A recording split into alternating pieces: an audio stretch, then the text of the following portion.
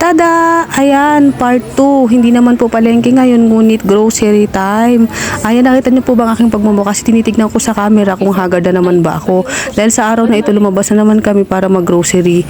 Ayan, kasama ko si Roan ang aking body.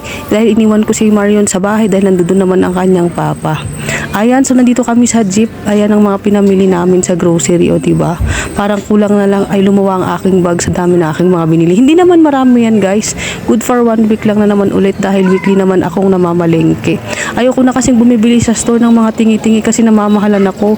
Mas tipid kapag pumunta ako sa grocery dahil yung pinupuntahan kong grocery dito ay mura-mura pa kaysa sa ibang grocery. So, ayun na nga po. Dahil nag-aaral na nga rin si Marion, kailangan niya ng baon sa school. Kaya talagang sa grocery ako nagpunta para bili ng kanyang mga pagkain, snacks na tinatawag, at saka mga juice. O ayan, di ba nilagay ko ang cellphone ko sa may gilid para naman makuhanan kami ng aking anak na si Roan. Uy, naantok ng aking anak.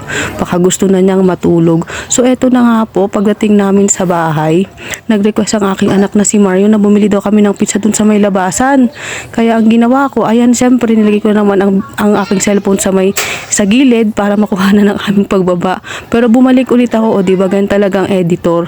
Ikaw nang kumukuha ng video kapag mag-i-edit at lahat na. So ayun nga po, kinuha ko ang aking cellphone para naman makababa na kami ng hagdanan. Ayan, pababa na po kami niyan at syempre, o diba, ang aking mga bagat, sila lagi ang aking kasama. So ito na nga po.